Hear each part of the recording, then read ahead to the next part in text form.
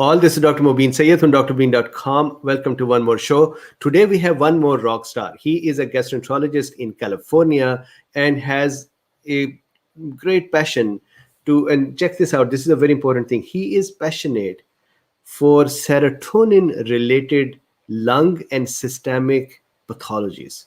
And why is this interesting? This is interesting because normally when we think about serotonin, we think about the nervous tissue or neural system tissues, and we do not think about the remaining body in terms of serotonin. So he is very passionate about serotonin pathologies. He is with us today. His name is Dr. Farid Jalali, and let's start our discussions with him. I'm going to welcome him and then we'll start. The topic today will be about COVID management and related to serotonin. So Dr. Jalali, welcome. Tell us a little bit about yourself. Thank you, Dr. Mobeen. Thanks for having me. I think that was a great introduction. I am primarily interested in, trying to figure out why COVID-19, causes a certain set of symptoms that, even though may be seen in other lung injuries, it is just a little bit more puzzling, a little bit more exaggerated, and it still remains, somewhat unexplained. In the quest for finding why that is, looking at all different angles of COVID, I focused and I zeroed in on possible role of serotonin in causing lung and systemic manifestations in this disease. And without, kind of any further introduction, I'll just kind of get into the talk, if that's okay with you. Totally good. And just for the cool beans here, so Dr. Jalali, there would be a comments tab as well. Cool beans who are here are very much used to thinking about medical topics in depth, understanding the mechanisms and going deeper in them. So please take it away to the depth that you would like. And I think we would all, cool beans, would follow you. Absolutely, will do. And then, please feel free to ask questions. I clearly don't know everything there is to know about this disease, but I can probably tell you a little bit about serotonin and, in this disease.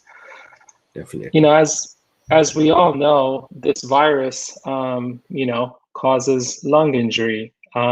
It accesses the airways, comes into the alveolar space, causes pneumocyte injury or alveolar lining injury via ACE2 or other pathogenic mechanisms. It causes parasite injury, which is key, and we'll get to that in a minute. It causes an unstable endothelium in the lung microvasculature. And lastly, it causes activation of platelets and megakaryocytes via different mechanisms. This is kind of my overview slide. This is basically the entire talk. And I think if we kind of just go through this, we'll understand why serotonin in this disease is important. In the last step where this virus causes platelet and megakaryocyte activation, I'd like to kind of, again, as an overview of the talk, to kind of get an understanding why I'm really focusing on platelets and serotonin. I want to separate what happens to two patients' populations. On the left-hand side, 80% of the patients, they end up having some degree of platelet activation in the lungs, as all other pathogens cause as well. There's nothing unique about COVID-19. There is no immune-mediated platelet activation. There is an appropriate platelet-derived inflammatory mediators that is proportionate to the viral alveolar injury. So the virus causes some degree of injury in the alveoli, and the inflammatory cascade there starts with platelets. They're one of the first cells that kind of come and try to assess the situation and release inflammatory mediators. There will be a kind of a normal amount of platelet activation. And after 5, 6, 7 days, there's disease resolution. People just survive. That's what happens to 80% of people, even in this disease. On the other hand, you have the 20% of patients that end up with some degree, moderate, severe immune-mediated platelet activation. This is really separate from, kind of the immediate platelet activation, that happens in these patients. There's kind of an, immune complex mediated, kind of autoantibody mediated platelet activation that happens in a delayed fashion. Maybe day 7, 8, 9, 10, which is often when these people, kind of decompensate. And this leads to, kind of a vicious cycle of excessive platelet activation and excessive platelet inflammatory mediator release. So much so that it is out of proportion to the viral alveolar injury. This disease truly is not, this, I'm sure there's a lot more experts than me on this, but it doesn't seem to be causing a ton of alveolar injury, on day 1 or 2 or 3 or 4 or 5. Even when you scan these patients, when you get a CT, there's not a whole lot going on, in those days. And if I can add a comment here, Dr. Jalali, this is a beautiful thing that you just said. We were having a discussion, Dr. Paul Marek, Dr. Corey, Dr. Yo, Dr. Tina Pierce from UK, and we were talking about this disease. And Dr. Paul Marek made a comment, which is actually what you're saying right here. He said, it is a vascular disease. We have to recognize it is a vascular disease and then treat it accordingly.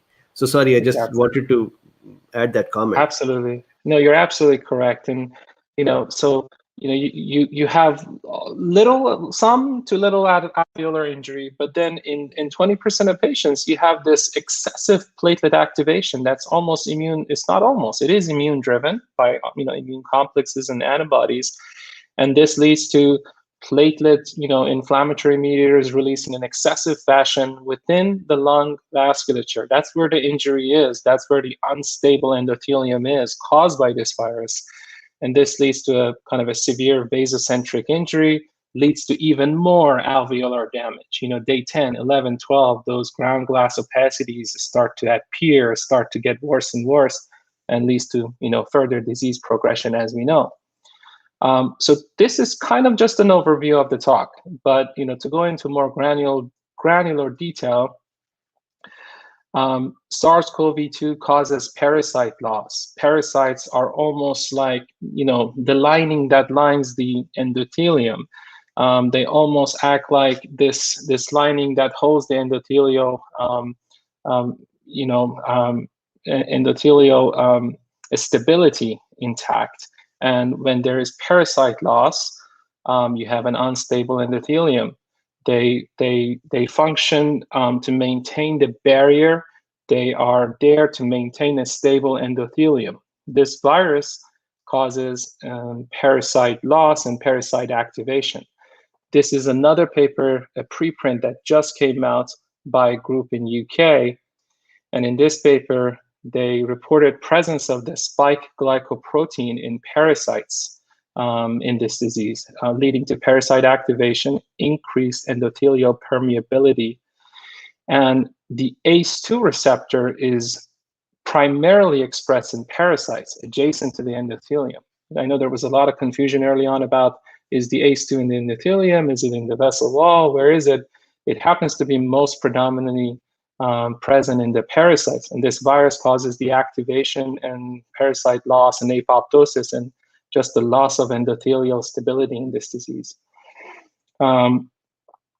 They compared to control lung sections from age-matched non-COVID-19 patients, and they realized that this molecule VE-cadherin was decreased in SARS-CoV-2 infected lungs, most markedly in patients with thrombosis. These results suggest parasite activation and compromised endothelial barrier function underlie the pathophysiology of severe SARS-CoV-2 infection. So, So I want to ask you a question. Go ahead. My apologies. Apologies for the interjection. But question, in most of the severe pulmonary diseases, there is vascular damage as well. Is this Absolutely. proportionately more, or this is unusually early? What is the difference? It appears that the ACE2 receptor in this virus is able to probably disproportionately activate parasites and cause parasite dysfunction. We don't have a whole lot of evidence on this except this very last paper that came out literally in the last week, and they compared it to age-matched non-COVID-19 patients, control, and it appears that this is more unique in this virus, perhaps because of its ACE2 receptor ability. But to answer your question, I don't think we know exactly. It's very possible that other viruses, other pathogens may cause this too. But this virus almost causes a couple of things together. It's like a double, triple whammy. So on one hand, in this slide, you kind of have the early injury, pneumocytes, parasites, you destabilize the endothelium, and this is probably your day 1 to 7. All of this probably happens quickly because the virus is there replicating. It has ACE2, and it probably causes a lot of these things. Probably most folks may even survive this just fine. But then the very last step is, where things get a little bit hairy. It causes a little bit of a double whammy for the subset of patients that go to the severe disease on the right-hand side. We're probably still all the way on the left-hand side without any immune-mediated platelet activation. The next concept I want to mention is lungs are a site of platelet production. 50% of, well, at least mice platelets, but possibly human platelets, 50% of platelet production happens within the lung capillaries. I think this is something I didn't know until I looked it up. And it's really just been kind of described in vivid details in the last 3-4 years by a group in San Francisco. We have known that, blood kind of goes into the lungs and comes out of the lung with more platelets compared to going in, but we just didn't know exactly how it happened. So you have 50% of lungs, 50% of platelets produced in the lungs from resident megakaryocytes and platelets that are platelet progenitors that are sitting there. And you have a virus. Go ahead, please. My apologies. Of course, I cannot hold myself. So the megakaryocytes are actually in the lungs? 200%, yes. They just sit there and they wait for a stimuli to produce platelets. And it's thought that the platelets produced within the lungs are more of the inflammatory kind of mediator platelets as opposed to the thrombotic types. But 100%, you have megakaryocytes and platelet progenitors just sitting in the lungs, completely parked there. Wow, that is fascinating. Thank you very much. So, sorry. No problem. Absolutely. So now, you've had the unstable endothelium, you've had the parasite activation, the endothelial barrier is somewhat, kind of more activated. It's now you have a virus that also happens to significantly activate platelets. Again, disproportionate probably to the level of injury that's happening in the alveoli. The virus itself directly is activating platelets and megakaryocytes. This is a paper that just recently came out, but there's many other papers before this. This is probably the most informative, and the platelet activation happens to be ACE2 independent. There was a thought that maybe ACE2 receptors exist on platelets, but it wasn't quite clear. There were many conflicting studies. And I didn't get into the details in this paper, but the thought process in this paper from prior papers is that CD147 happens to be the receptor that the SARS-CoV-2 uses to severely activate platelets and megakaryocytes. CD47 has evidence for it that shows it activates megakaryocytes and platelets. Here's one paper in that regard. And, you may again wonder, well, what's the big deal? Platelets are activated. So do they get activated in other disorders and other pathogens that come to the lungs? And that's 100% true. This study, this review is probably one of the most informative papers anybody can read in regards to platelets and ARDS. And it goes over how platelets can be a helpful friend, act as protective, cell lines, and they could also be an adversary and cause significant tissue injury in the lungs. On one hand, on the left hand again, most cases of viral pneumonia, you probably just go through this left side pathway. There's no immune-mediated platelet activation. There's no vicious cycle. It's an appropriate platelet activation. Bunch of inflammatory mediators come in, they respond to the pathogen, they close off the vessel, the alveolar capillaries that have the alveolar injury. They kind of sequester what's injured. They throw a bunch of neutrophils and other things in there, and you get rid of the pneumonia. That's what happens in most cases.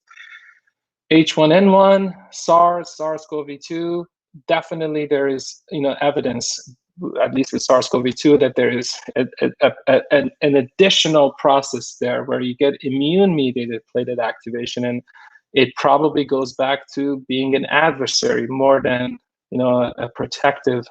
It goes beyond just protection. It goes into tissue injury.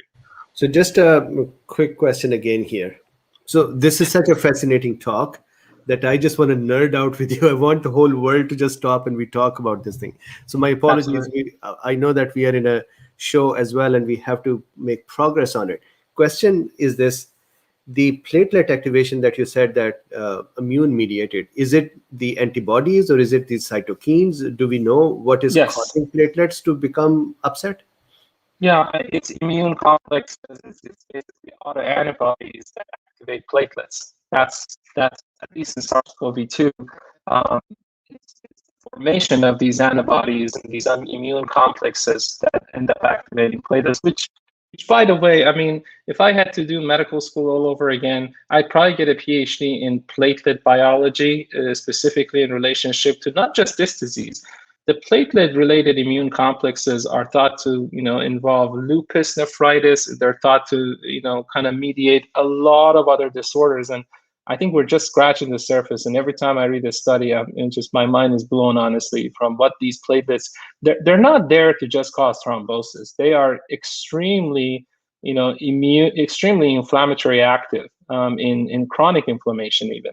I just helped submit a paper on Crohn's disease and the role of platelets in Crohn's disease. So, these immune complexes do a lot of stuff to us, and they may mediate a lot of autoimmune disorders, which we're seeing in long COVID as well. Wow, this is fascinating. Thank you. No problem. So, so again, in summary, for this little section, platelets are activated in ARDS of microbial and non-microbial causes. Platelet activation in ARDS in response to pathogens can be protective, and vast majority of the time is protective. However, platelet activation can cause tissue injury as well. It's been demonstrated in many animal models where they remove platelets or they inhibit platelets, and the ARDS injury is diminished. In response to certain pathogenic insults. The thrombotic action of platelets is unique from its immune action. Conventional antiplatelets may not, and most likely will not, regulate immune action of platelets. So the aspirin, the Plavix, all these other things may not truly, be able to reduce the immune functions of these activated platelets. Can a viral pathogen result in a heightened state of platelet activation? Yes, we have plenty of examples in dengue. I recommend folks to read up on dengue, platelet activation, and the role of specifically serotonin in causing thrombocytopenia in that disease. It's inhibited by 5-HT2 blockers. So we have a precedent already in another single-stranded RNA virus called dengue. It just happens to activate platelets perhaps in a different compartment, not necessarily the lung vasculature platelet and megakaryocytes, but perhaps in the circulation or elsewhere. Has SARS-CoV-2? Go ahead, please. So one more thing then, and again, this may be totally out of the basic context here, and I may be totally wrong. So the question of vaccine-associated or adjacent clotting, which is also very similar to heparin-induced thrombocytopenia, where the antibodies are attacking platelet factor 4, settling on the surface and activating the platelets. Do you think that that vaccine-related mechanism is very similar to the SARS-CoV-2 mechanism as well? It's really hard to say. I've spoken with the German folks that are doing the research, one of their team members, and I think they published a paper eventually. I think it's preprint that the spike protein, that's used in those vaccines, the autoantibodies that are causing those cerebral clots and activating platelets, they don't. They appear not to interact with the spike, protein or the component of it that's used in the vaccine. It seems to be related to the adenovirus or possibly another compound in it, but that's an excellent question. That was my question to them is, we know this virus causes platelet activation, probably has something to do with this, spike protein and whatnot, but is that vaccine-induced thrombocytopenia and clotting, is that related to the spike? And they've answered it, I believe. At least one group has, that it's not related. They're not really cross-talking. The autoantibodies are not really recognizing the spike protein on the virus. So that means, and again, I'll stop after this one. I would love to hear you more, but that means that when we are saying that adenovirus platform-based clotting, that would be Johnson & Johnson, that would be AstraZeneca, Sputnik, or other, they all are going through either some adjuvant in them or adenovirus, most probably adenovirus. But Exactly. the thinking that maybe Moderna and Pfizer may be doing this as well, that still may be related to spike protein. Again, we don't know. But if Absolutely. that is happening, maybe in these cases it is spike protein. So at the end of the day, this all looks like clotting, but the underlying mechanisms may be different. Absolutely, yeah. It's really just we still don't know exactly why it's happening. I've heard of cases of ITP after Pfizer or Moderna vaccine. I haven't heard of a clotting case yet, but whatever it is, what's important in all, I think, in this whole pandemic is that platelets are a significant cell line that we should really focus on. We should really try to understand platelet biology, platelet immune function. And it may be key to not just, managing this disease, but long COVID, managing other autoimmune disorders. I think we have underestimated platelets, if there's one lesson to be learned in this pandemic. Got it. Lesson learned. So has SARS-CoV-2 been shown to cause heightened platelet activation? Yes. And in severe cases, it's unequivocally immune mediated. I mean, there are numerous high quality studies so far that have shown this. And as you asked a couple minutes ago, it's immune complex mediated. It's these autoantibodies that that are causing platelet activation, similar to heparin-induced thrombocytopenia, that is caused by immune complexes. There, we have immune complexes circulating around in severe cases of COVID-19, causing platelet activation. This is summarized probably best in the article that I wrote the PMID for. Myself and a couple other people wrote that article along with some results that I will go over. But we've gone over kind of all the data on several groups that have shown the immune-mediated platelet activation in this disease. Do we know how it causes it? It's likely multimodal. The virus is able to efficiently access the resident lung platelets and megakaryocytes. The pneumocyte injury, then it goes through the pericytes, it causes activation of the pericytes, and it basically can access the lung vasculature, it seems, very efficiently. Via CD147 activation, it seems to activate platelets, so that's another added mechanism. Molecular mimicry, and this goes back to the vaccine question you asked, there is some thought process that viral protein motifs may mimic von Willebrand factor and platelet activation factors. And lastly, autoantibodies. So this is kind of the timeline. The access of the lung platelets, quick. CD147, quick. Molecular mimicry, maybe that takes a little time, I'm not sure. Autoantibodies, this is your day 10. This is your day 7, 8, 9, 10. This is the 80% that don't ever, get severe disease, but then the 20% that progress to moderate severe, and they all seem to have some degree of autoantibodies activating platelets and platelet leukocyte aggregates. This is the paper on molecular mimicry. And the viral protein motif, similarities to platelet endothelial aggregation receptor, similarities to von Willebrand factor. It's intriguing. Is this virus kind of just figuring out what our platelets look like, and possibly looks very similar to it? We respond to it by forming antibodies. Next thing we know, we're activating our own platelets on day 10, and maybe that's what's causing the carnage in this disease. Absolutely.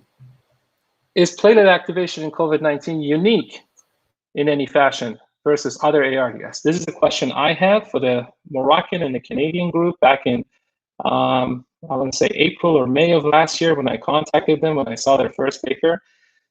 They had compared platelet reactivity of COVID-19 compared to healthy controls, which back then was a huge deal. And they realized, platelet activation in COVID-19, platelet reactivity is through the roof compared to healthy subjects. But then the criticism was, well, how do we know this is not any different compared to other ARDS? All ARDS causes platelet activation. So I asked them to reactivity COVID-19 to ARDS unrelated to COVID-19, Dr. Jalali, other causes. Your last couple of sentences broke up. I think there was some internet issue. And you were talking about, you asked them a question. So can you please, if you don't mind? Absolutely. This group, the Moroccan and Canadian group, looked at platelet, activation in COVID-19 compared to healthy controls.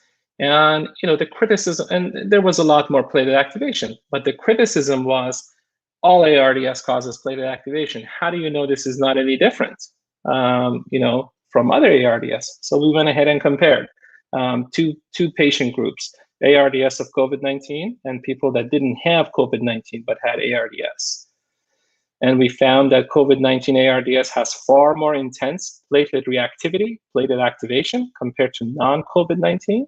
And consequently, it caused far greater degree of plasma serotonin rise, along with other platelet mediators.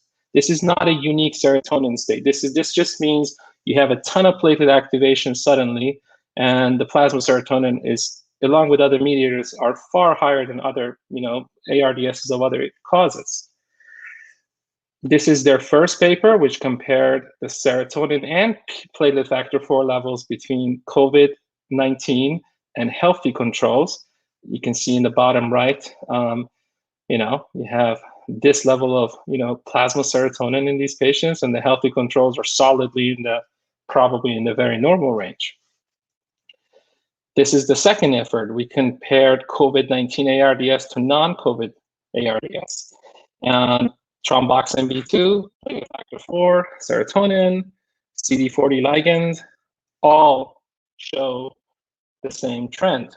Not only have significantly higher degree of platelet reactivity in COVID-19 ARDS, but you also have a ton more plasma mediators that happen as a result of platelet activation. What does high serotonin do to these patients? This is the line from non-COVID ARDS. This is as far as the average. And then you have 2 or triple more of plasma serotonin in COVID ARDS patients, and also in people that have moderate disease that have not yet progressed, to COVID ARDS. This is what increased lung serotonin does, and we'll go over that in detail. It causes severe pulmonary vasoconstriction, which can lead to vascular shunting and severe hypoxemia. It can cause pulmonary platelet trapping. It causes increased respiratory drive, which is really puzzling all clinicians, all intensivists in this disease. I've seen these patients, they have respiratory rates in the 40 and 50, and there is no gas exchange, incentive for the body to do that. In other words, there's no hypercapnia. Yes. So I'm gonna request you, I'm gonna bother you once more. The previous slide, Most of this we could not hear, and I thought it was just my side, but I'm seeing a lot of comments that they No missed it problem. as well. No Sorry. problem. I apologize. We have a little bit of a spotty connection, but so this is a slide where we kind of demonstrated that the plasma serotonin levels in COVID-19 patients are far higher than non-COVID ARDS patients as a result of severe platelet activation that's really unique to COVID-19 ARDS, not seen in other regular ARDS causes. It's twice or triple the plasma serotonin you get in other ARDSs. And the question is, what does high serotonin do to these patients? It causes severe pulmonary vasoconstriction, pulmonary vascular shunting, platelet trapping. It causes rapid respiratory rates, something that's puzzling clinicians, intensivists in the ICU, with patients having breathing rates of 40, 50 per minute, but they're not hypercapnic necessarily. They don't have a CO2 reason to have high respiratory drive. In terms of plasma serotonin, what does it do? If you have elevated plasma serotonin, you have shock, you have vasoplegia, you have really high fevers, just like serotonin syndrome. You have severe diarrhea, which all these patients seem to have as they kind of progress.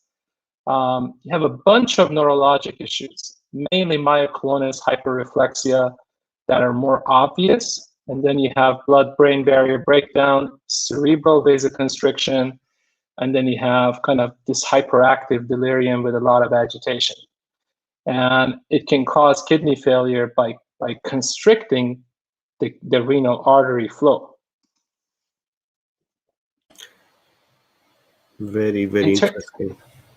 This is sorry. Ahead, please. This is just so fascinating because so far we have been talking about cytokine storm, and everything is lumped into that definition or that term.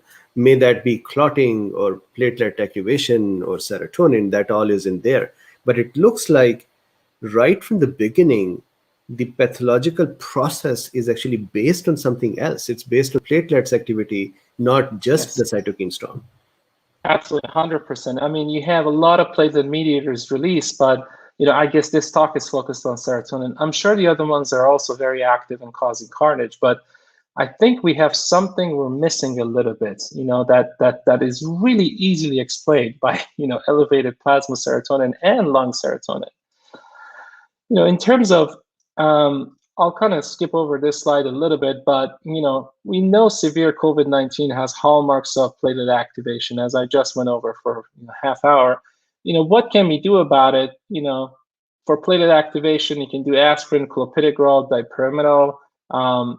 For endothelial activation, heparin possibly. For the thrombi formation, heparin.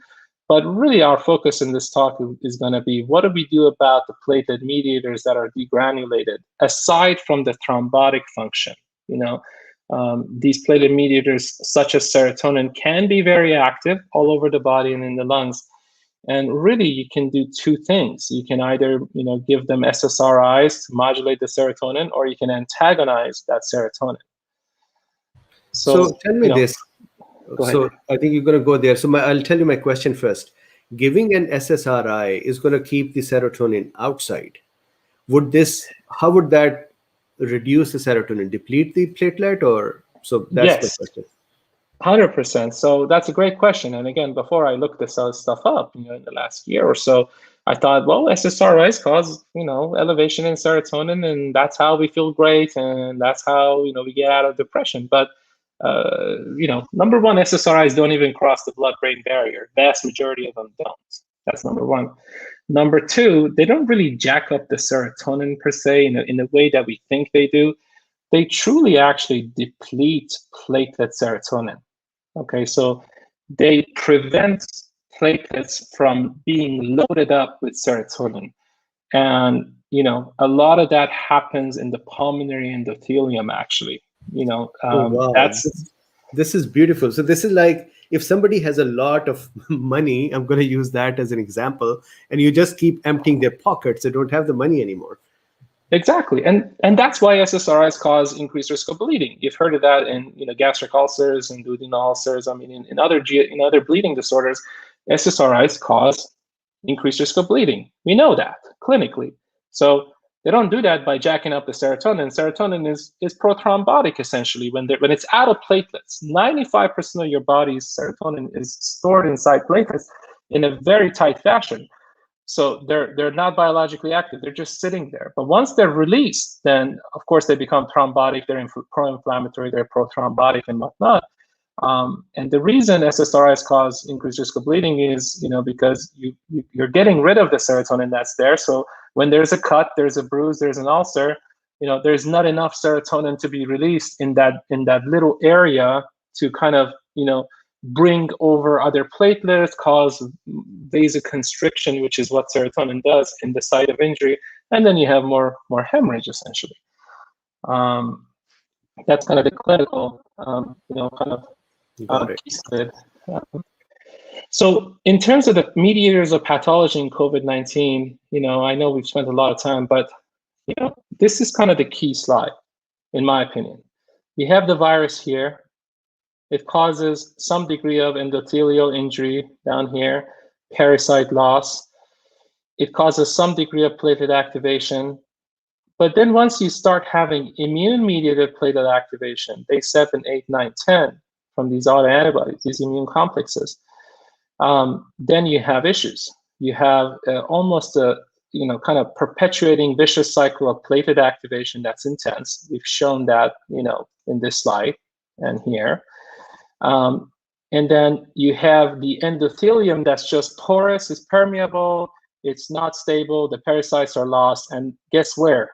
It's in the lungs. It's the parasites in the lung endothelium. So you almost have a bruised up vascular lining. You have a cut there because the parasites are activated and the endothelium is activated. And that's day 1, 2, 3, 4, 5, 7. And then day 7, 8, 9, 10, you get immune-mediated severe platelet activation. And half of those platelets live in the lungs. They're there. You can't deny that. And guess what happens? Platelets are like, yep, this endothelial lining doesn't look really good. Let me go and activate some more. And then the endothelium, when it's activated, it attracts more platelets. And it's just a vicious cycle, goes on and on and on. And then you get a bunch of platelet leukocyte aggregates. You get a bunch of microthrombi, which we know in this disease is more than other ARDS. And again, it's not unique. It's present in all other ARDS, but it's just more because of this vicious cycle and this double, triple whammy almost. So, Dr. Jalali, go ahead. Apologies for the interruption once more. So not only the light bulbs are going on with me, I'm seeing a lot of cool beans here as well that are connecting the dots as well. I think this is one of the very precious, very important talk, which is connecting a lot of dots. So thank you very much for coming up. No problem. My pleasure. My pleasure. Again, I don't know everything, but I think this is how I see the dots, and hopefully it helps some deeper understanding of this disease. So from kind of this vicious cycle of platelet activation, endothelial activation, then you get a bunch of thrombi on the right. We know about those. We know how to treat them, and we treat them, and we get them to a low level probably with adding heparin and other anticoagulants. But as we all know, these patients don't survive with therapeutic anticoagulation. It helps them. It helps if you start early, but it doesn't completely make them survive. And the reason is the platelet mediators are not being dealt with. Predominantly the serotonin that's so ubiquitous and so biologically active everywhere. It's not just CNS. And that's the whole message of this talk is, please, let's try to learn about serotonin. I'm not trying to advertise any drug. I'm not trying to say, go and use off-label Ciproheptadine. I'm just trying to get people to understand that this matters, So going to the next slide, when you start antivirals, especially if the disease is not very early, what do? You almost achieve nothing. You don't deal with platelet mediators. You don't deal with thrombi. You don't deal with endothelial injury that's already happened. And you don't deal with immune-mediated platelet activation. the platelet activation at that point is in a vicious cycle that's being driven by immune complexes in your body. You almost do nothing. This is remdesivir. So that runaway train with the clotting and the vicious cycle, that is going on while we are trying to fix the virus. And you know, I guess if the virus directly caused platelet activation at that point, yeah, I guess you could try to reduce viremia, you know, whatever that filter is that they're trying to filter out the virus. But I mean, you know, we're not, the virus is no longer causing platelet activation. It did day 1, 2, 3, and the platelets responded, and that's why we felt better.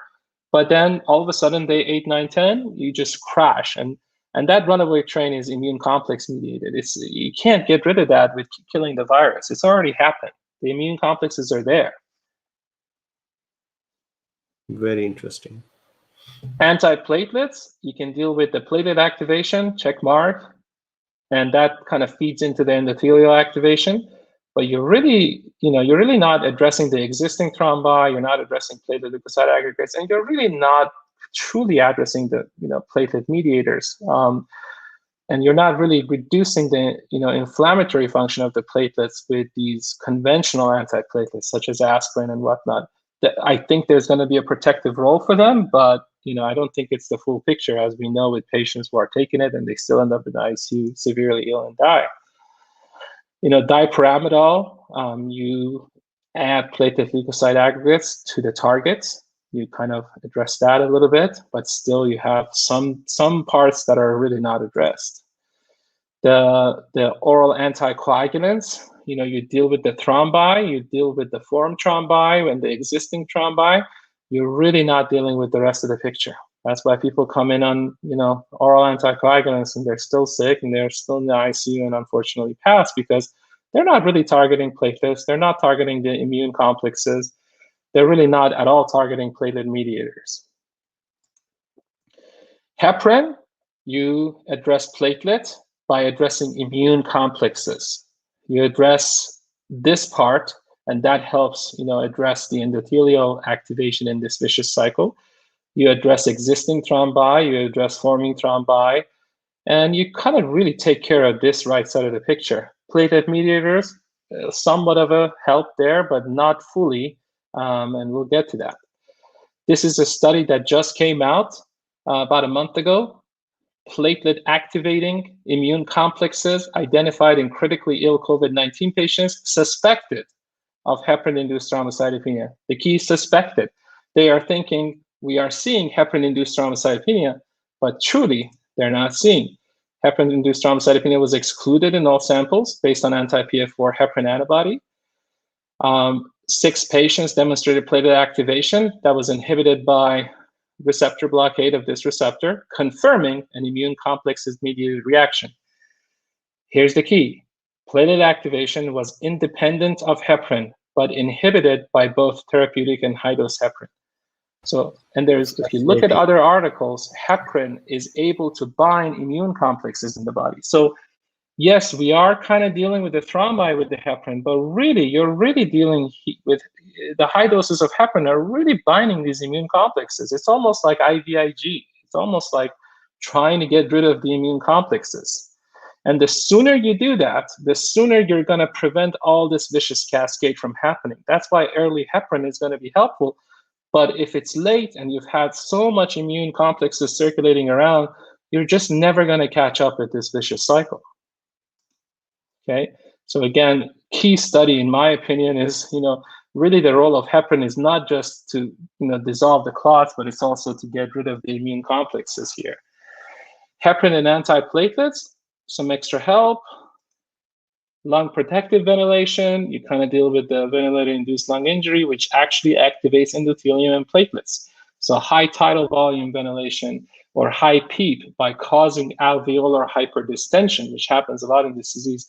It squeezes the lung capillaries and it activates platelets and endothelium. This has been proven. There's nothing kind of, speculative there. So that's why it's so important to have these people on lung protective ventilation. This is the scenario we see a lot when hospitals are overburdened and people can't get admitted. Late presenter on no therapy from home. It's a runaway train. thrombi, platelets, platelet mediators. I mean, it's all over the place, essentially. And you know, we're late to the game. Even if they come from home on oral anticoagulants, you'll deal with the right-hand side. The clots are being dealt with. You're really not dealing with anything here. Nothing. Platelets are still activated. Platelet mediators, serotonin is through the roof. You're just dealing with clots. And, you know, this part of the disease will still cause significant burden and significant morbidity and mortality. The platelet mediators are a clinical problem we have to deal with when they get to the hospital. They keep accumulating, accumulating, and accumulating. And what are these platelet mediators? Here's a list. Lots of stuff. I'm not too smart. I'm honestly not smart enough to know half of these things. But I do know there's serotonin. 95% of body serotonin is tightly kept inside platelet granules.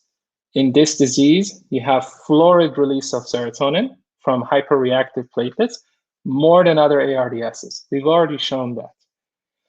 Here's the second part. Again, another double whammy here. About 80 to 90% of serotonin clearance is dependent on a healthy lung endothelium. I'll just stop there for a minute. So on one hand, you have lots of serotonin released, okay? You know, in dengue, you have platelet activation, lots of serotonin released, but the lung is healthy.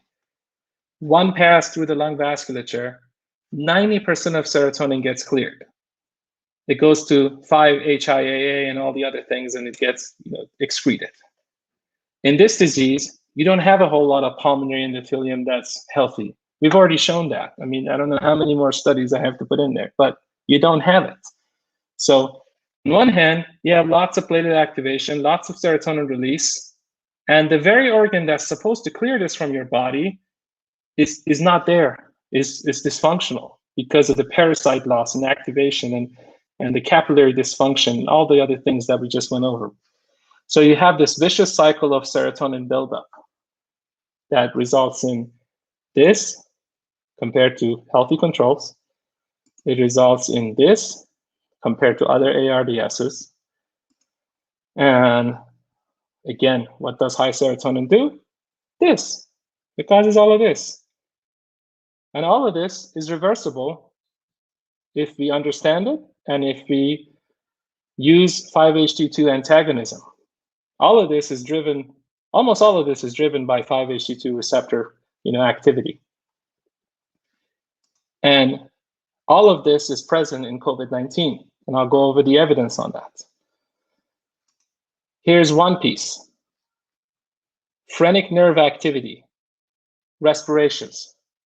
We still don't know why COVID patients have such high respiratory rates, despite not having, you know, high CO2.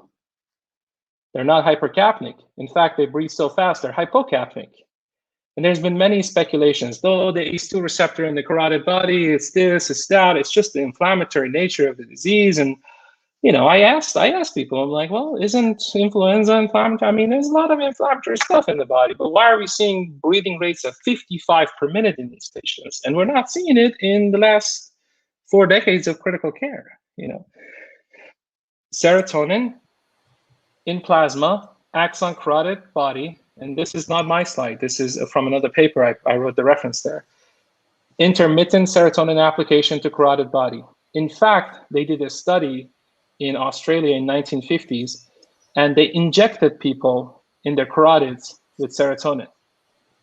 And they saw rapid respiratory rates. Then they went ahead and somehow removed the carotid body in these patients, human patients, and the effect went away. So they concluded that serotonin is acting via carotid body to cause rapid respiratory rates. So beautiful. That's one piece of the puzzle. How can serotonin excess in acute COVID-19 be curtailed? Early treatment is better than late. Reduce platelet activation, however we can. However, it's best safe and effective. And we may not have the agent yet. It may be aspirin, it may be Plavix, it may be baricitinib, it may be something else. Heparin, as I showed you early on, can reduce immune complex, you know, presence and can lead to less platelet activation. And really the focus I want to talk about is, you know, can we go after the serotonin itself? Can we actually do something about it? And yes, we can do something about it. You can either reduce the pool of available platelet serotonin, and I apologize for the misspelling there. I think I have a couple extra INs there, by using early SSRIs. So what SSRIs do is they deplete platelet serotonin preemptively. So if and when on day 10 you have this, occurrence of severe platelet activation, then you just have less ammo inside platelets to cause carnage. It doesn't mean you have zero, but you just have less. And that's one of the mechanisms where fluvoxamine may be helping. I think it's the primary mechanism, but it may be just one of the few among anti-inflammatory actions that fluvoxamine has. However, SSRIs take at least 10 to 14 days to achieve depletion of platelet serotonin. We know that from studies. It's not something I'm making up. So if you are coming down with severe disease today and you start taking SSRIs, that's not going to help you that much because it takes 10 to 14 days to deplete the platelet serotonin. The present platelets kind of have to die, and the new ones that are being formed will have less and less serotonin, stored inside them. Or you can antagonize the excess plasma serotonin using well-known, serotonin antagonists that are very safe and widely available, sometimes over the counter. One of them is Ciproheptadine. There's other ones that are not really in the market anymore, but that's probably the safest one we have. That's most available. That targets the receptor that causes all of these effects. And lastly, you just don't want to increase the serotonin dysregulation. Fentanyl is associated with serotonin syndrome, in addition to other serotonergic agents. Guess what people go on when they are intubated and on a ventilator? I would venture out to say 90% of our ventilated patients are on fentanyl around the clock. And we wonder why the respiratory rates are still 55 and why the patient is crashing and why they require higher and higher and higher doses of fentanyl, that to the point that hospitals are running out of them. Dilaudid doesn't have that side effect, hydromorphone. Other medications listed here. And lastly, ventilator-induced lung injury in this disease, high PEEPs, high pressures in the driving pressures and high PEEPs and high tidal volume will cause whatever little alveolar capillaries you have left to process the excess serotonin, will cause those healthy alveoli to be overdistended, hyperdistended, and then the vessels get crushed when the alveoli are hyperdistended. And next thing you know, whatever was left there to process serotonin is no longer there. Those alveolar capillaries are also impacted, and just this runaway train just becomes, just a runaway rocket at that point. So to illustrate this a little bit differently, this is platelet stored serotonin up top. This is liberated serotonin in plasma and tissue. You have very little liberated serotonin, as we should, in healthy state and in mild COVID-19, where there's no significant immune-mediated platelet activation. All the serotonin is still inside the platelets. This is great. This is fantastic. Then you have, in comparison to other disorders, in bacterial pneumonia, you might have some platelet activation. Serotonin gets released, platelets deplete of serotonin, and the plasma serotonin goes up. The tissue serotonin goes up. This is appropriate. This is the protective, kind of part of response. Non-avian influenza, less platelet activation than COVID. H1N1, a little bit more, and SARS-CoV-2 probably has the highest degree of platelet activation. And there's probably a threshold where serotonin release into the tissue and plasma just causes clinical toxicity, clinical disease. With an early SSRI, you deplete the platelet serotonin, you just bring down this curve down. You have less of it to be released. So in case you go into moderate and severe disease, you just have less degree of pathologic serotonin surge because you just vacuumed the serotonin out of the platelets already before you even had a chance to go to severe disease. And therefore, you don't reach the clinical threshold of serotonin toxicity. Patients do fine. This is the premise of fluvoxamine trial, in my opinion, along with the other pathways. Timing of the SSRI benefit, you really need 1 to 2 weeks to reduce serotonin loading onto new platelets. Existing platelets usually turn over in 10 days. So you kind of just need a little bit of a lead time there for the SSRI to work. If you started really late, then it's too late to achieve any sort of anti-serotonergic action. In late presenting cases, you kind of have a lost opportunity. You didn't clean out the platelets serotonin out of the platelets. You may end up with serotonin-induced multi-organ failure. It needs a neutralizer. You can no longer vacuum the serotonin out of platelets. It's already out there. The cat is out of the hat. You kind of just have to go and neutralize the serotonin that's released. And that's where an agent such as Ciproheptadine comes into play. Is if they present in this stage where we have to recognize the signs and symptoms of it, which are here and here. These are all evidence-based effects of serotonin in the lung and in the systemic, in plasma. It's not just myoclonus. It's not just some CNS problem. All of this is evidence-based serotonin effects. If we recognize these, then we can go ahead and antagonize it and reduce morbidity and mortality in this disease. I have summarized all of this in this paper. I encourage people to please read it. It's on a preprint website called SSRN. If you just look this up, you should be able to find it. And all the evidence is there. I also have the evidence here for folks to look at. But before I go into it, any questions, Dr. Bean, that you think folks have asked, anything that I can answer before I go through the rest of the slides?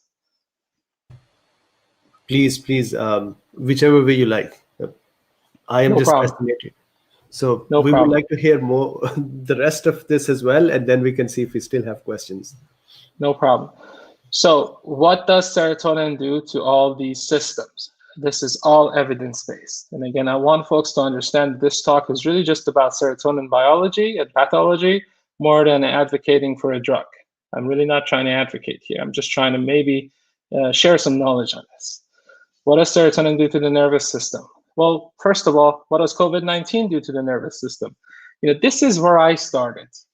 That's why the nervous system is up top. I read this paper in New England Journal of Medicine by Helms et al. 67% of severe COVID-19, when they turn off the sedation, had ankle clonus and hyperreflexia. Second larger series, 64% of severe COVID-19 had ankle clonus and hyperreflexia. In 54%, it persisted until ICU discharge. For folks in the audience, when you hear about hyperreflexia and myoclonus in medical school or nursing school, what do you think of? This is where I started. This is where I contacted the Moroccan group and said, please compare non-COVID and COVID ARDS serotonin. And it's serotonin related until proven otherwise. I know there's rare causes of myoclonus and hyperreflexia, but we all know it's, the criteria for serotonin toxicity diagnosis goes like this. Is there myoclonus or hyperreflexia? Yes. Is the patient on a serotonergic agent? Yes, you're done. That's serotonin syndrome. That's the criteria, But somehow in this disease, we're not putting 2 and 2 together along with this slide. We are showing there is serotonin toxicity, there's serotonin excess circulating. We are showing New England Journal of Medicine is publishing 67% have myoclonus and hyperreflexia. If the serotonergic agent was COVID-19 and that was a drug, we'd already been diagnosed this and we'd already been treating it with Ciproheptadine, except that COVID-19 is not a serotonergic agent that we know of, but it is. It's just we're not recognizing it. In COVID-19, there's blood-brain barrier breakdown that's been well described on imaging. There's an Ciproheptadine 5-HT2 antagonist can prevent serotonergic blood-brain barrier breakdown and can prevent reduced cerebral blood flow. So here's the efficacy of the drug that's being proposed as an intervention to treat ankle clonus, hyperreflexia, which is treated with Ciproheptadine and serotonin syndrome, and treat blood-brain barrier breakdown in COVID-19 and vasoconstriction that's present in COVID-19. More evidence that Ciproheptadine, more papers. I'm not going to go through the details. That Ciproheptadine can prevent, these serotonin-induced cerebral and central nervous system manifestations. Preprint showing severe cerebral vasoconstriction in COVID-19 that's just unprovoked, and quite honestly, nobody knows why these patients are getting it, but it's serotonin mediated, if you ask me. Another paper, cerebral vasoconstriction. Another paper, COVID-19, cerebral vasogenic edema. It keeps saying idiopathic. We don't know. We don't know what's causing it, but anyway, I'll move on. Kidneys, COVID-19, paper in shock. COVID-19 causes reduced renal blood flow despite preserved cardiac function. You have normal blood pressure, normal cardiac output, normal everything, but you have reduced renal blood flow in COVID-19 in a large series of patients, shown here, in detail. You wonder why. 5-HT2 agonism causes renal artery vasoconstriction. Serotonin, renal blood supply. One paper. The effect was inhibited by 5-HT2 antagonism. Okay. Platelet aggregatory effects of 5-HT2 mentioned as well in this paper. Second paper, again, renal artery vasoconstriction, constrictive effect of serotonin on visible renal arteries. Here's the data. Renal blood flow, RBF, after application of serotonin, see what happens. More details, more details. And what do we have in COVID-19? We have reduced renal blood flow for no clear reason. There is no cardiac function issues. There is no other possibilities to explain why the kidneys are getting perfused less. And if you have a scenario where you have reduced renal blood flow on bilateral renal arteries, you almost get bilateral renal artery stenosis kind of a picture, and you get excessive RAS activation causing severe hypertension. These patients showing up super hypertensive with COVID-19. Well, I mean, what's going to happen if you have both renal arteries really constricted is you're going to get RAS activation and the angiotensin, and it's going to cause severe hypertension. If you give them Ciproheptadine to release this kind of constriction on the arteries, which has been given, and it completely abolishes the hypertension, and it resolves the AK. So in such a great volume of discussion, to add my little one piece here, if the RAS becomes too much as well, then the angiotensin's conversion and the ACE2 receptors imbalance that is happening would exaggerate it as well. And so the inflammation inside the endothelium would increase even more. Yes, so yes, that would absolutely. 100%, absolutely. So, this is the RAS activation. This is the hypertensive patients. And again, nobody knows why is a 19-year-old having a blood pressure of 240, and they're otherwise not visibly in pain. There's nothing else causing this, Well, here's a reason. And the hypertension, it goes away when you give them 5-HT2 antagonists. Just my field. Quick challenge. Yes. There is a cool bean here, Arun. He has been with us for a long time. Arun just said that, but blood pressure drops in COVID. Yes, absolutely. And before, I think I'm going to just go a little bit farther. Here's your answer.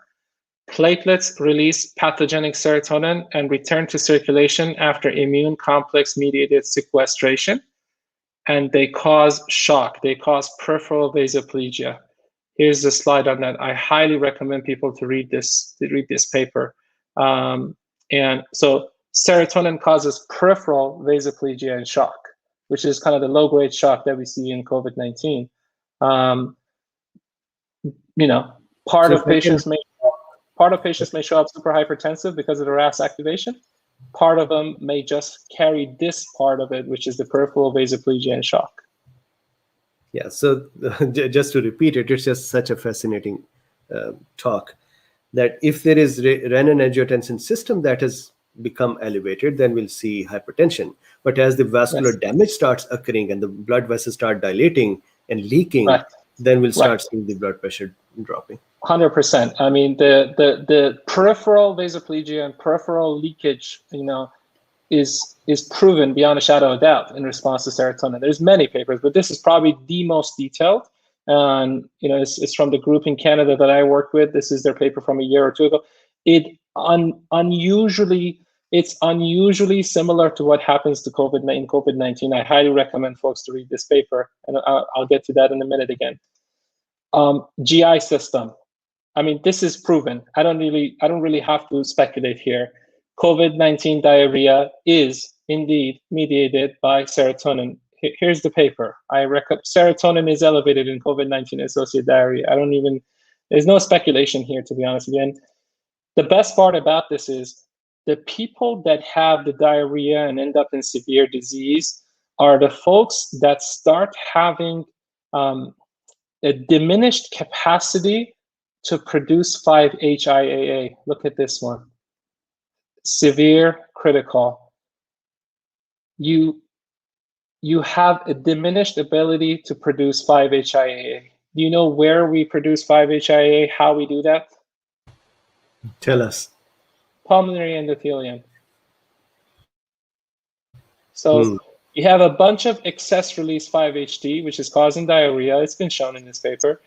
Then you, as a marker for severity of the disease, when you have a diminished capacity to process 5-HT, either because you're overloaded or your pulmonary endothelium is so injured from this disease, then it's a marker for critical illness.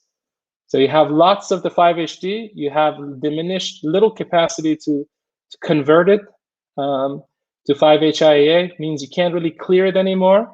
Then you start getting into critical illness. I mean, I don't know what other evidence we need, honestly, other than this, but we can keep going. The 5-HT related diarrhea is reversible with ciproheptadine. There is literature from carcinoid patients where ciproheptadine diminishes 5-HT related diarrhea. Endocrine. We see people with severe hyperglycemia in these patients. We have no idea why. They were never diabetic. I guess maybe they're on steroids, but hyperglycemia is mediated by 5-HT2. Here's one evidence. Peripheral serotonin enhances lipid metabolism. The lipid changes that we see in this disease, I mean, part of it may be propofol related, but part of it may be 5-HT related.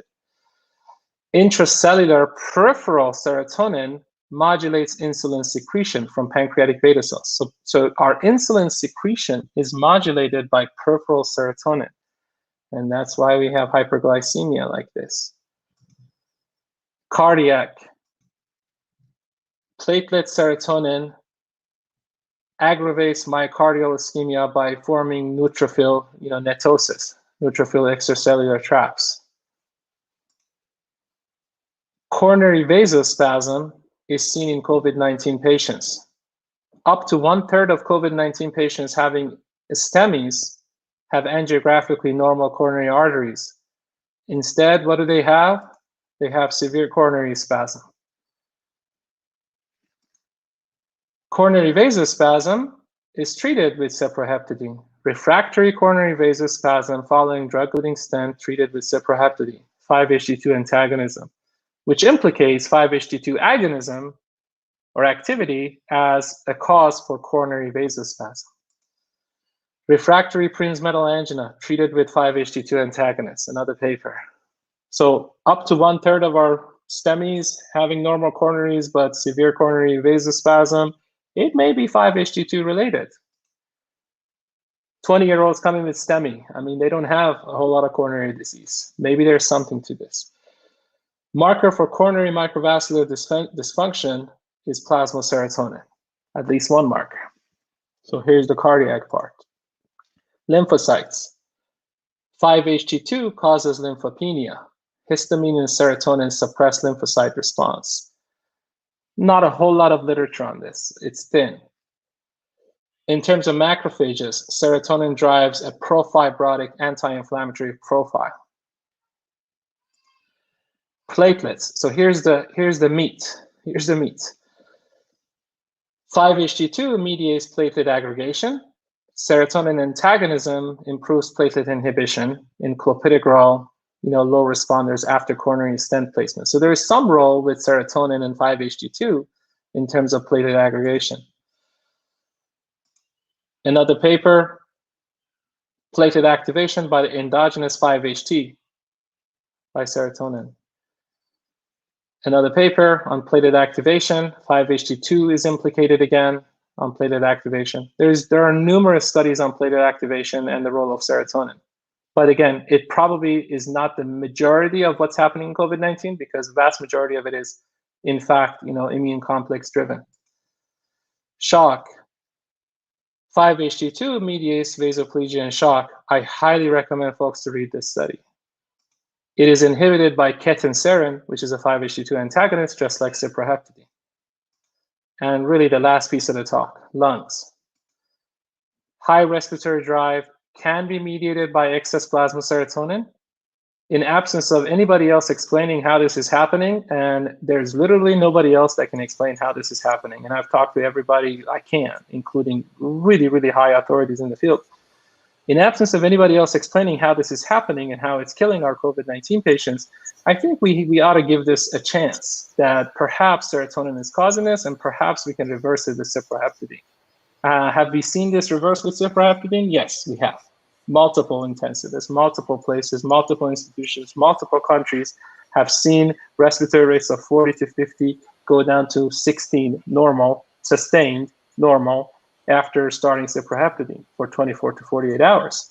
Again, I'm not here to advertise the drug. I'm just trying to connect the dots, Can I add a comment which I think is interesting? So Yes. Arun has, I think, reposted somebody else's comment, $1 million question, or maybe this is actually Arun's question. Post-COVID management is very important, and there should be a protocol for this long COVID.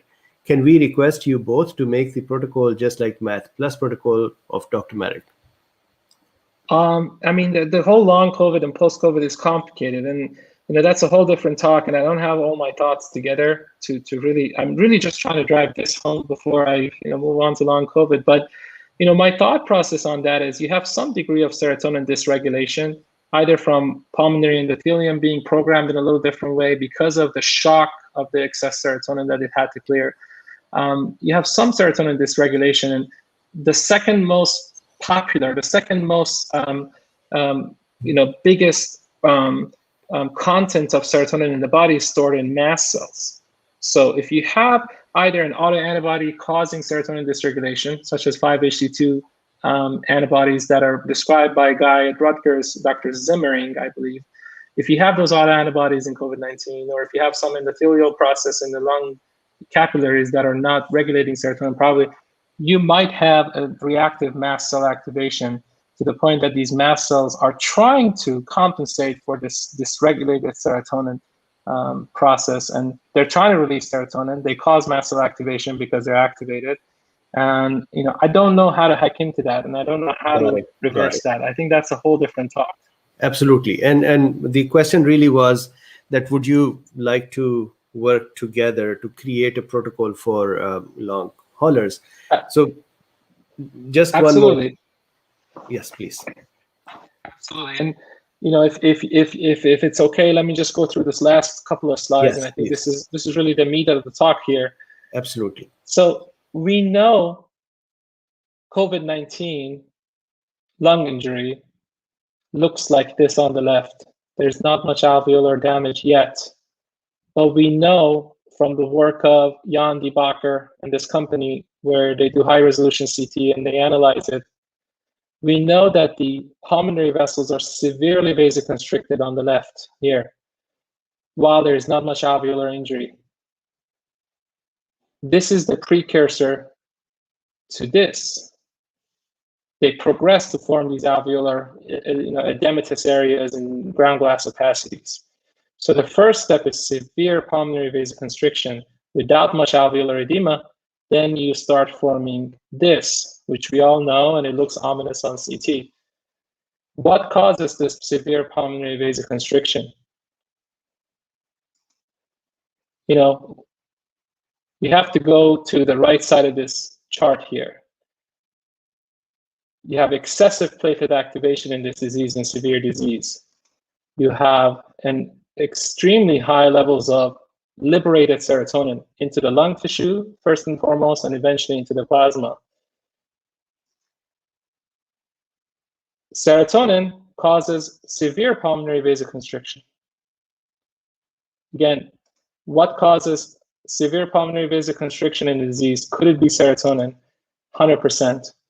Serotonin-induced pulmonary venous hypertension described in pulmonary embolism.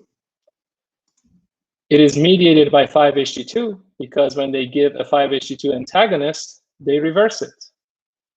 So if this disease is caused, first and foremost, by a severe pulmonary vasoconstriction that progresses into this, can we interject here by an agent previously described to stop the pulmonary vasoconstriction? Another paper, pulmonary hypertension post-embolization is mediated by platelets. They remove the platelets and or they pre-treat with heparin, the pulmonary hypertension post-embolization completely goes away. Aggregating platelets contract pulmonary arterioles mediated by serotonin, reversed with 5-HT2 antagonists, Ciproheptadine specifically in 1984.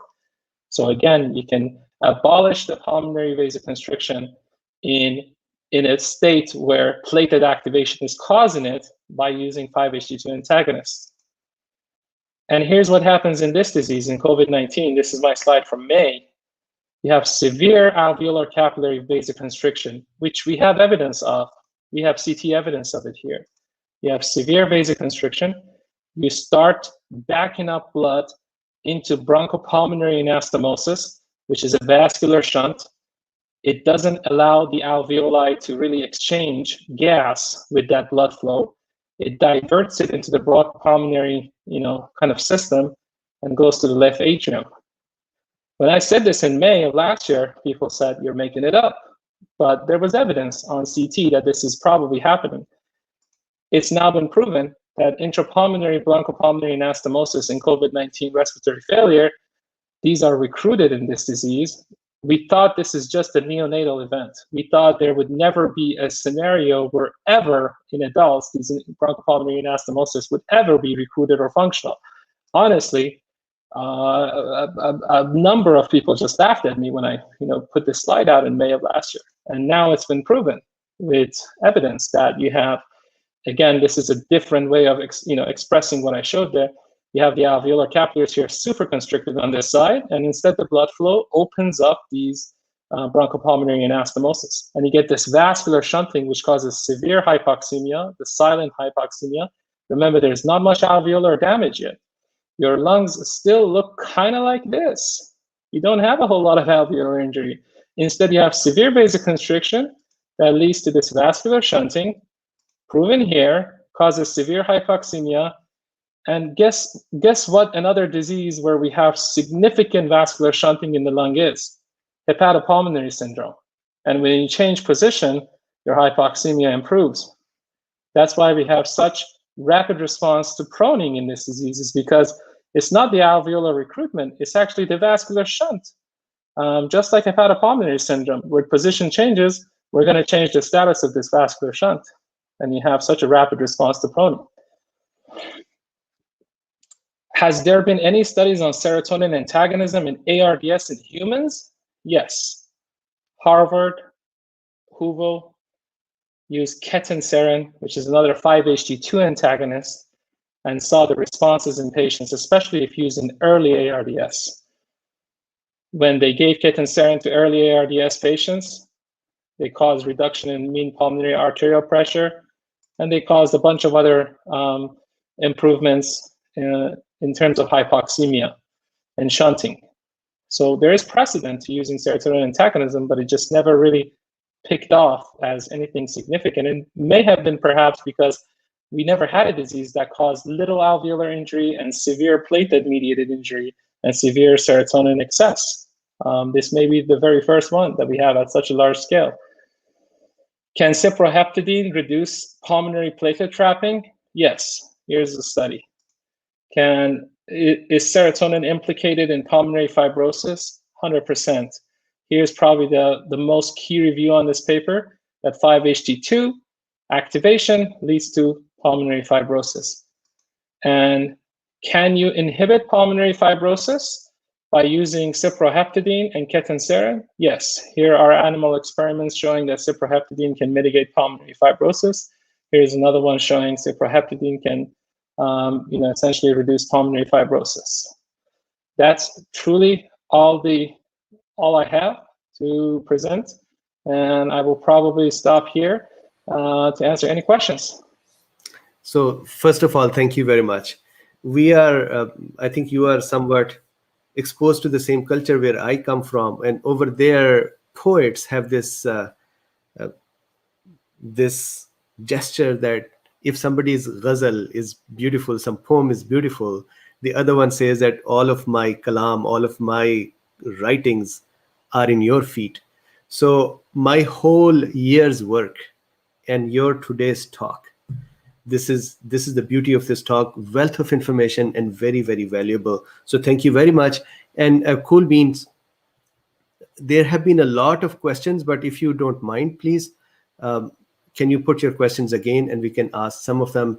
Let's have, we may request you to come back once more, Dr. Jalali, for a absolutely question answer session. You have connected so many dots today that I'm telling you that my management technique is going to change after this one. And so thank you very much for doing it. Let's see the questions. Absolutely, thank you. So William Goff says, if I'm understanding this correctly, SSRIs ideally should already be in the system prior to getting COVID, since it takes 10 days to deplete platelets. Is this correct? 100%. And I think I went over that in this slide. The turnover in platelets takes about 10 days in humans.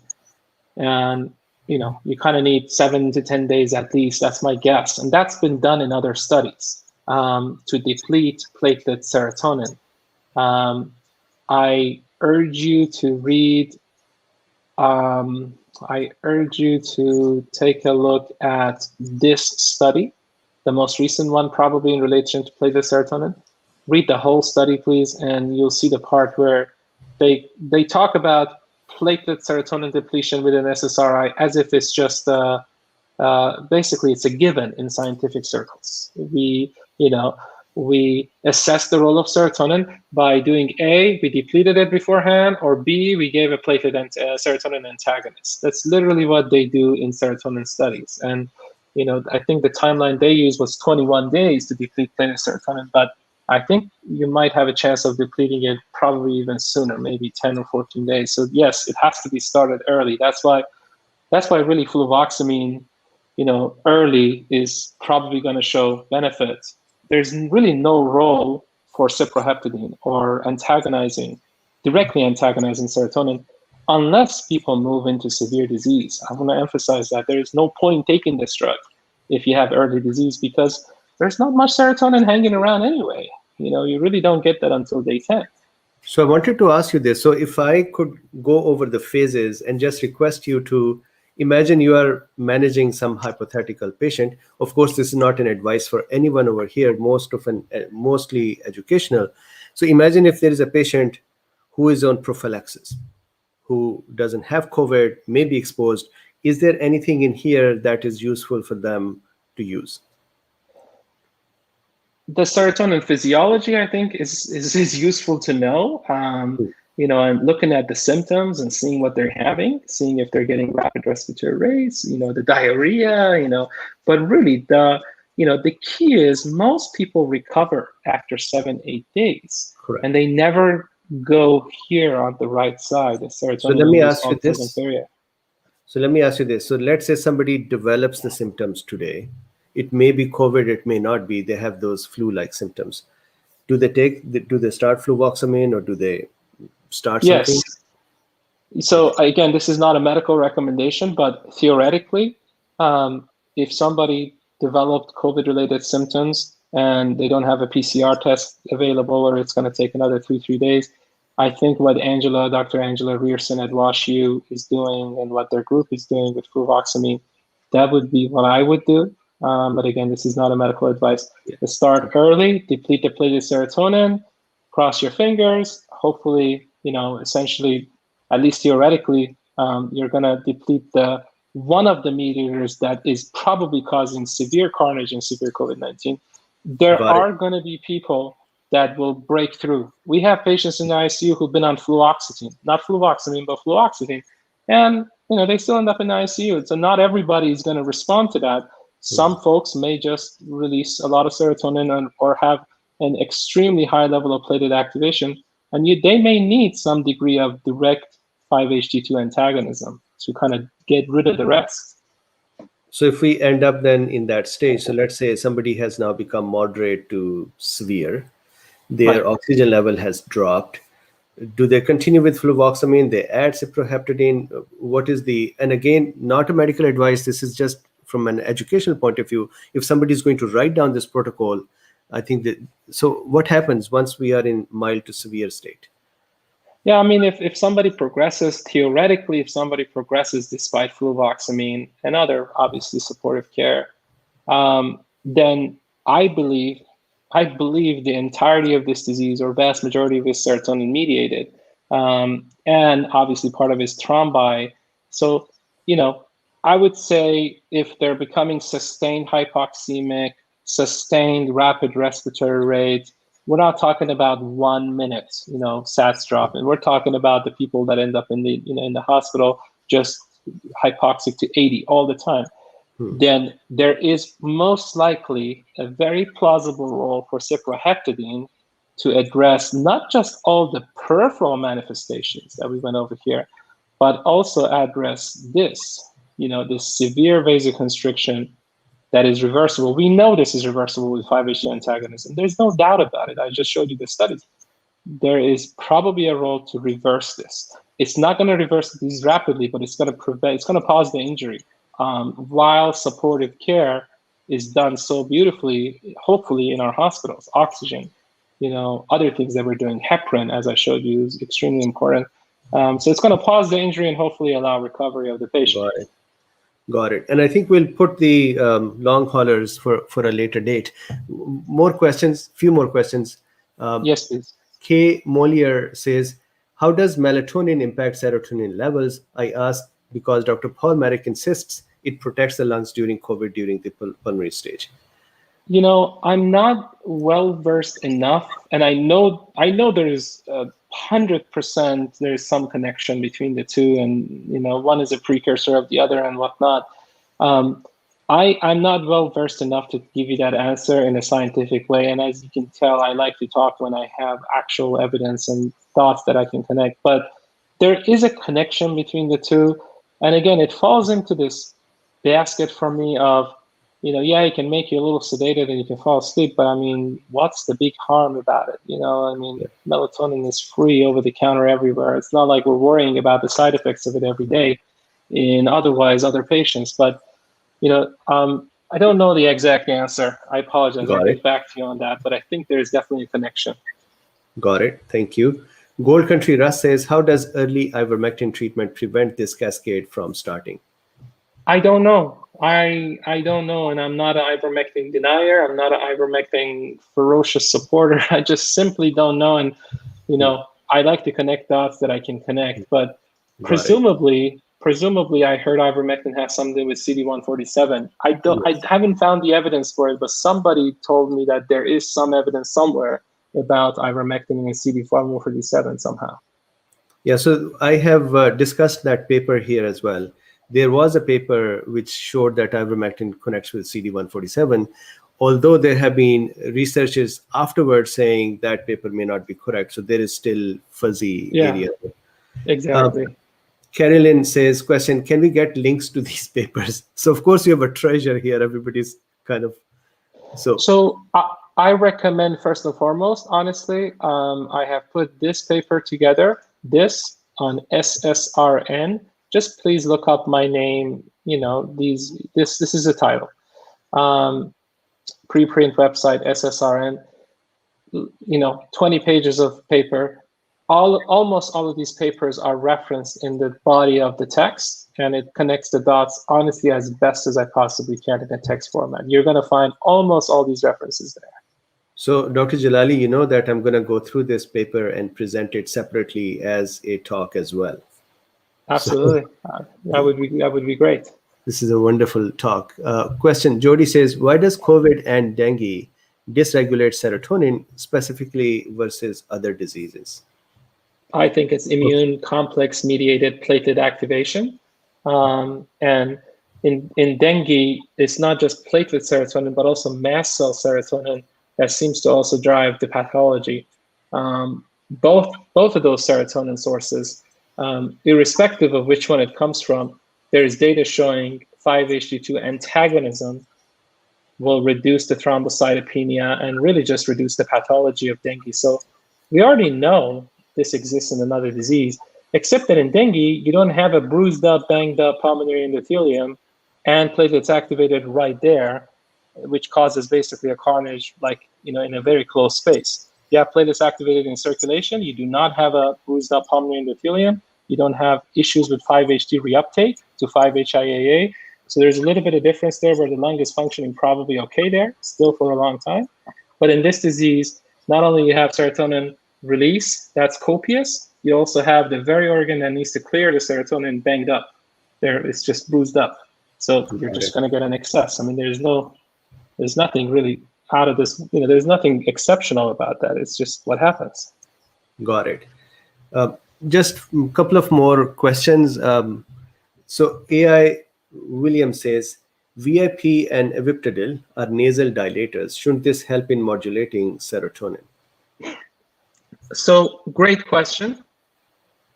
It goes back to, great question. So I've thought about this probably for a whole year. Here's my opinion on that. If you have severe vasoconstriction in the alveolar capillaries from serotonin specifically, and you have a bunch of vasodilated vessels already in these bronchopulmonary anastomosis, the blood is going somewhere. We know it's going somewhere because the pulmonary artery pressures are not high in severe disease. Again, may I repeat that? Pulmonary artery pressures are really not high in this disease. So if you have a ton of vasoconstriction, which we do, we know we do, there's no question about that on CT and other imaging techniques, then where is the blood going? It's going through a bunch of dilated other vessels, okay? So a non-specific pulmonary vasodilator that is going to be released into this system is going to probably dilate the recruited dilated bronchopulmonary anastomosis or dilate the non-injured pulmonary vessels elsewhere in the lung, ventral or anterior, superior lung. And you're going to get a dilation of those non-injured vessels or these shunts, which is going to worsen the VQ mismatch. Got it. As opposed to serotonin antagonism, which really targets the vessels, it really dilates the vessels that are under severe constriction. So it's a more targeted approach to open up the vessels that are truly constricted, but not really dilate the ones that don't need to be dilated, the shunts or capillaries elsewhere. So I think that's why you're not seeing the promising results we were hoping to see with pulmonary vasodilators, is because you're really just dilating non-specifically everywhere. Probably can't even dilate these serotonin constricted vessels to begin with, because the serotonin is extremely potent vasoconstrictor. And you're just dilating other vessels, and you're not going to get the result you're hoping for. Whereas if you actually dilate the ones selectively that are constricted, then you can actually reverse this disease. Beautifully said. I love it.